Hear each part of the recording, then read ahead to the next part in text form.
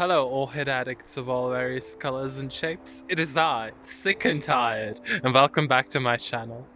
Today is a very lovely winter day, and what I wanted to show you right here, right now is...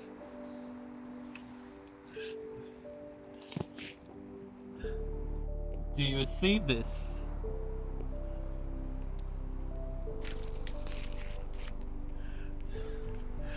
It's spring, ladies and gentlemen, in January.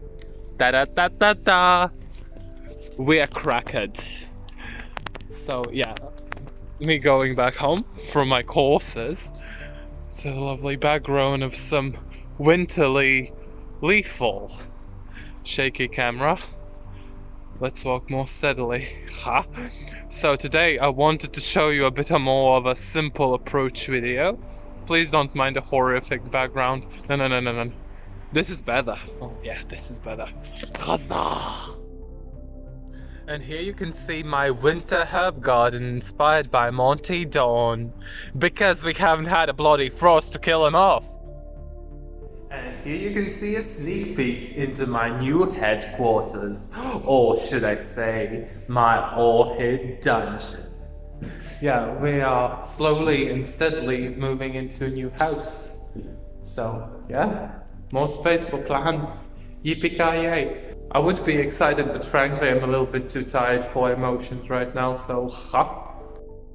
So, trying to leave on a little bit of a more positive note. My tulips are ready for planting in January. Yeah, I think we're gonna have a early flowering this time. Hope they're ready for low amounts of sunlight. And here's just a quick peek at my big old tree. At least somebody's doing nicely. I am quite excited to start all the spring gardening shenanigans and getting the seeds sown and getting the flower beds ready. But the middle of January sounds a bit off. But shall we proceed with orchids? At least it does seem a little bit comforting that I'm not the only thing confused about the direction of my life right now. Hazels seem as well. Well, at least maybe we'll have an early harvest. Well then, I hope you enjoyed the introduction of this video. It was taken a very long while ago. You know, I think have added a date of when it was done. It was funny footage, so I decided to add it as an introduction. If you have it, just use it. If I wouldn't have told you, you know, when I've done it, you probably wouldn't realize.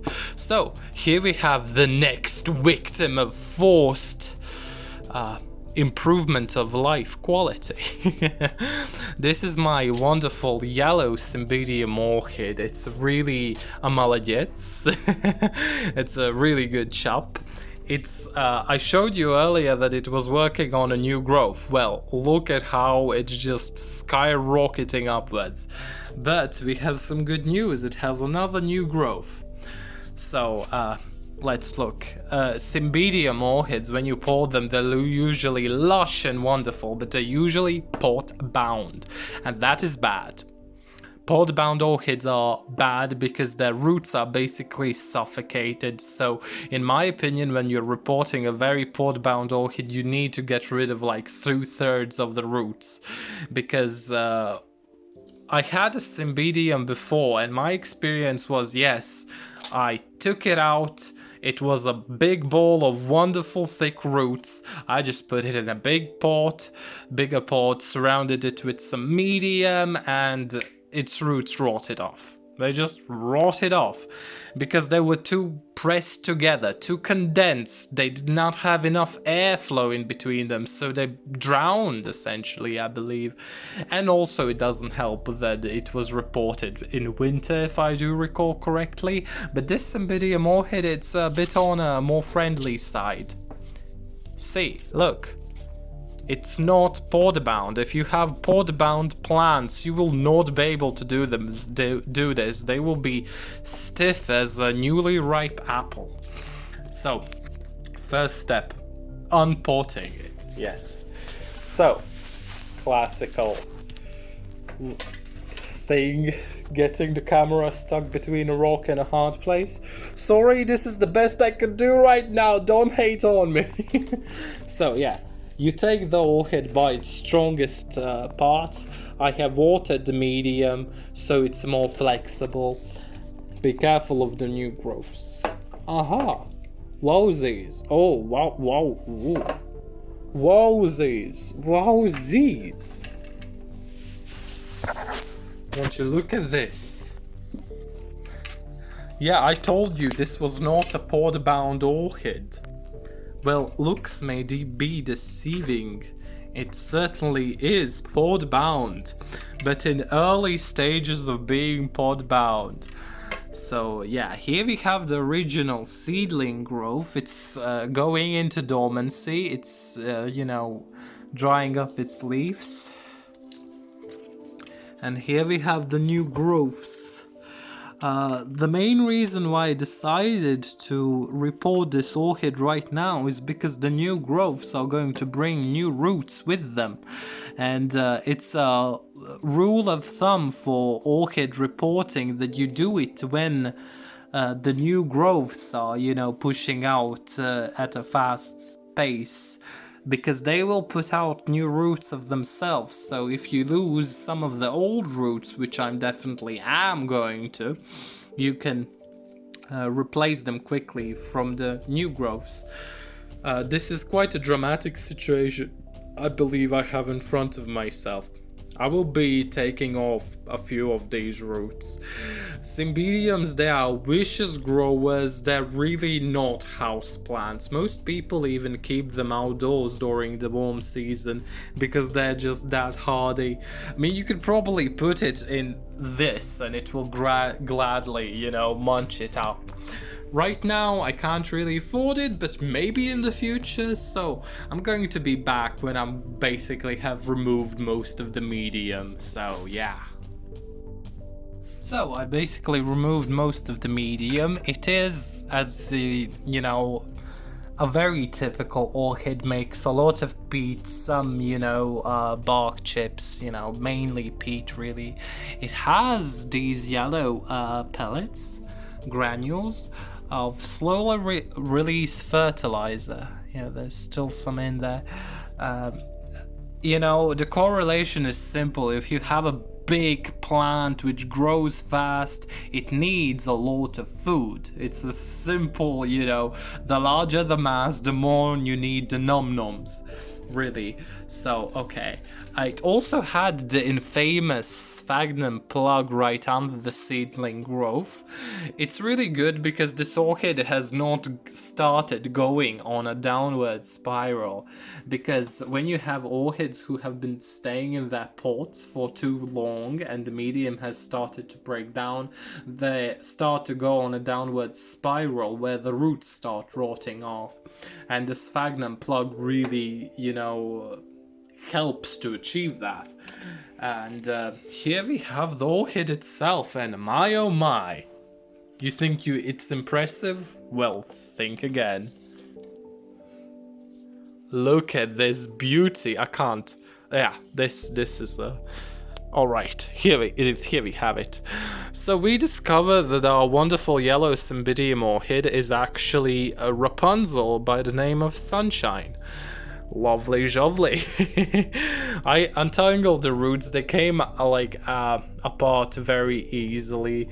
So the question is basically, in what pot are we going to be putting in? This is a wonderful, you know, state to be reporting your Cymbidium in, because it has a vicious, wonderful root system. You know, it's good to keep that. Alright, first off, I'm going to be dividing all the growth from the plant. I want to mount this. I want to mount this on a tree and see what I can get. And an important question is what size of a pot are we going to be putting it in?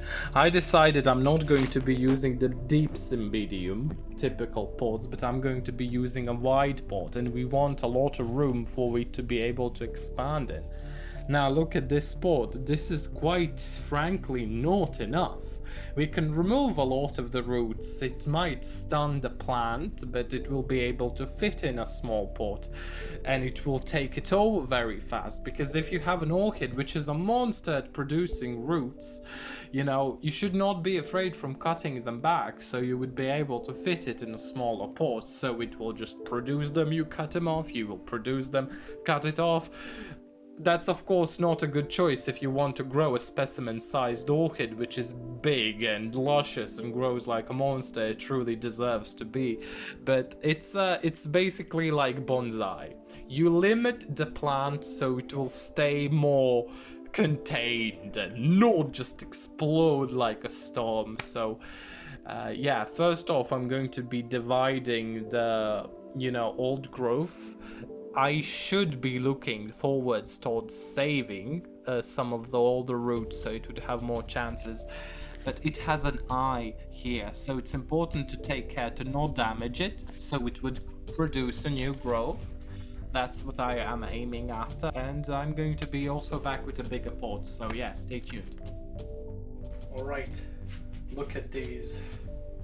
Look at the comparison, look at the size together with me. Isn't this just amazing? You know, this is like the joke about the carrot. One carrot is lush but has a very, you know, small actual root, and the other carrot has a very small display but a humongous root. Yes, that is a naughty joke, imagine that. Jaw drop. Look what just happened. Do you understand this? My breath is taken away.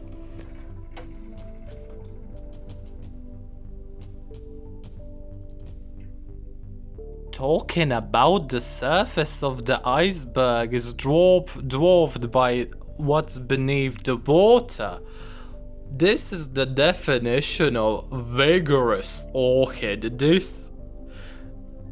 People, do you see this? This is incredible. This looks like a Medusa. This is like... oh my god! Amazing. Look at this root system. I thought most of the roots belonged to the new big thick growth, but no, I was miserably wrong. These roots were belonging to the old growth. Now, I need to think what I'm going to be doing with this, but currently I need to focus on the younger division.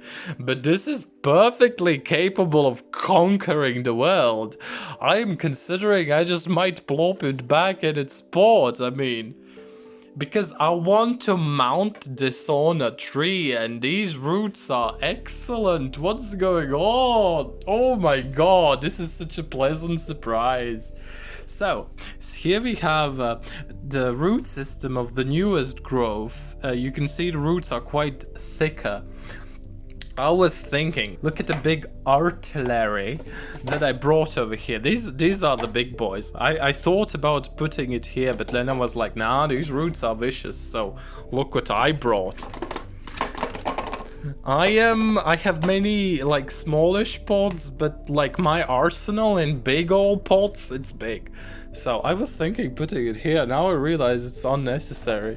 I mean, yeah, look, brilliant. This is brilliant. You could perfectly put it here. Yeah, it's stuffed, but this will work. This will work because the goal is the new growths will grow and they will eat the pot. Oh my god. Okay, I just came to some conclusions. This is the pot which we are going to be putting in. Yeah, I mean, really, repotting plants, it's more just you make it all along the way. If you know, like, the basic rules of how to do it, it's not mathematics, it's not science, you make it along the way. So yeah, I'm going to be potting in it in it's this big, wonderful, ventilated pot, and it's going to eat it with the roots from its new growth, so I'm really not going to have enough medium for this. I mean, look at this is hardly enough for that pot. I mean, it looks, but it's not deep. I mean... oh my god, what am I going to do? This is amazing. Okay, this is amazing. Okay, my battery is low. Okay, I'm gonna be right back. So then I tidied up this younger division, which is also the largest one, a bit more. Removed the sheaths, some of the roots, some of all the leaves. And yeah, so I'm going to pot it up and show you what we got. It should be promising. I just hope I have enough medium.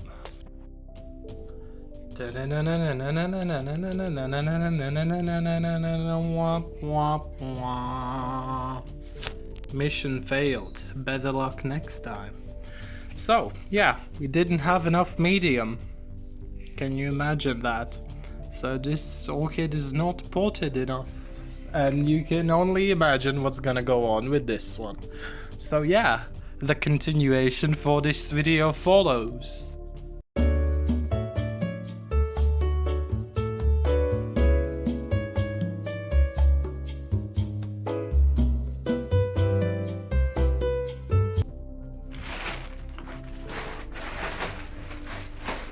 Well then, I wasn't kidding when I said that buying mulch would be better than buying orchid soil.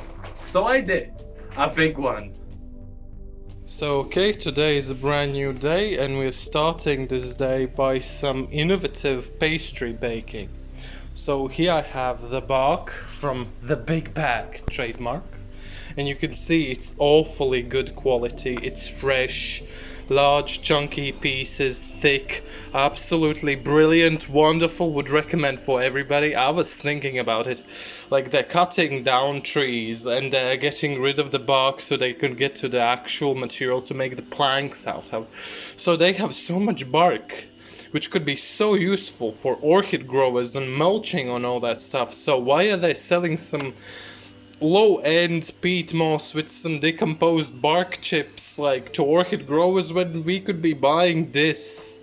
Like, look, this is brilliant. Look at it, you could almost mount stuff on it. But the downside with this fresh quality bark is that it obviously was just gotten from the forest, more or less, so it's bound to perhaps have the likeliness of having some pests in it.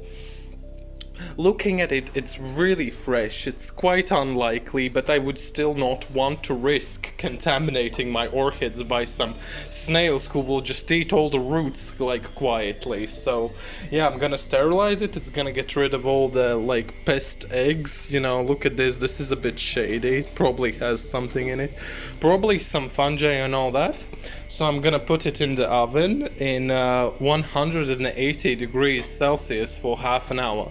So now it's heating up and then we are gonna plop the two plates in and it's going to be awesome. A sip of that coffee and we can begin. Okay, these 40 minutes have passed. And here is the bark. It's not that hot, okay, we can get it out. Well, it hasn't burnt up, that's very lovely. Okay. Oh, it smells like sauna. The smell is just awesome. The whole, like, kitchen smells like woodlands. It's utterly magical.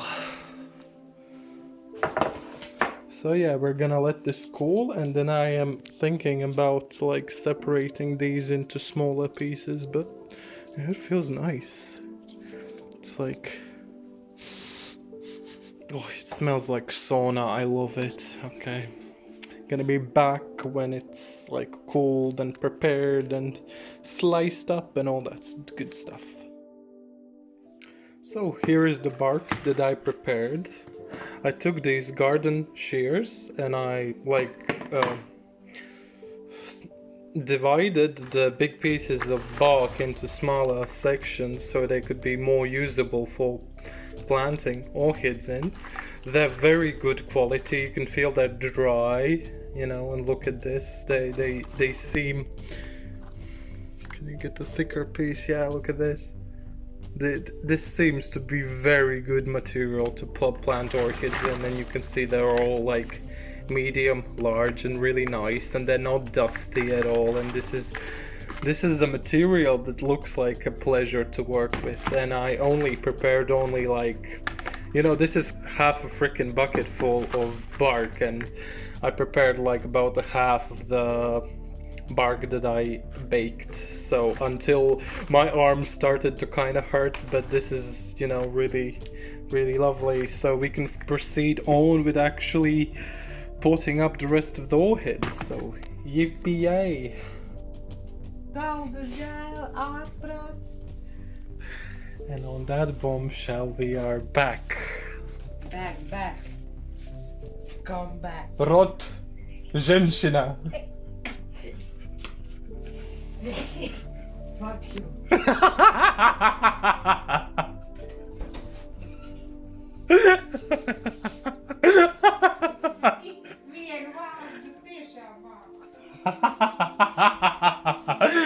Okay. So, okay.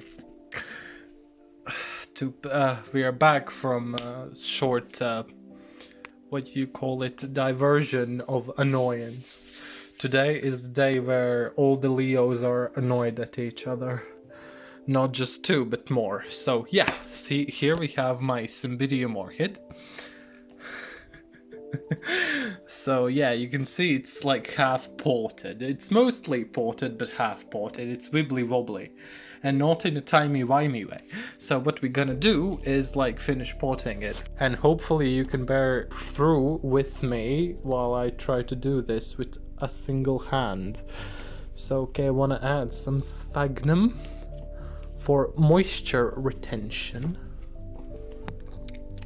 See, it doesn't have a particularly stable basis. That's what happens when you run out of medium halfway through the potting.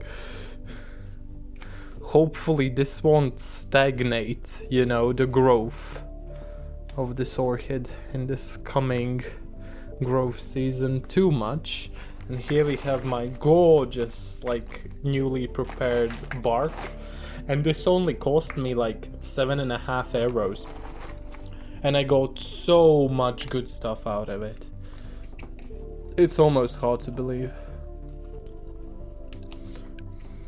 I mean, this is a bit tedious and honestly boring. I don't think I need to show it to you. I'm just gonna be back when I'm done. It's far more easier to do it like with both hands in your arsenal. And here it is, potted up. Looks lovely. It was a quick occasion. It's more or less stable. Of course, it needs to put down roots to be, you know, better anchored. But this will do for now. And you can just see how gorgeous this top layer looks like.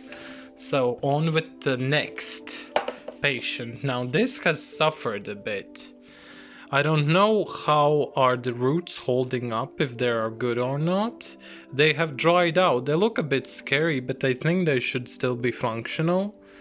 I mean, I will cut off some parts which don't look that good, but this back division is genuinely speaking going dormant, but it has a new eye which could continue theoretically growing. I am going to be potting it up in this pot until it decides to grow a new growth and establish a new root system. Then I will most likely go on to pot it up in pot it on a tree actually. So now I will figure out like what to do with the roots, and I'm going to be back. And here is the little Cymbidium division. I removed some of its older roots who have already, you know, dried up and died from being damaged previously. But you can see, you know, it's fully done. I added a little bit of sphagnum moss in here too. There are a little bit of gaps in between, but knowing Cymbidiums, they produce really thick, fleshy roots, so it will take up the spaces in between the, you know, air openings. And I also left some space for the new growth to sprout out and not being damaged, because that's the worst thing you could possibly do. While you are, you know, repotting orchids, damaging their new growths or potential growths. Here's also like a weekly trimming of the dead leaf ends to help it continue being neat and pretty. And this is about it. The Cymbidiums are both reported, looking gorgeous. Hope they're gonna do fine. So yeah, thank you for watching and stay tuned for another paranormal orchid action episode.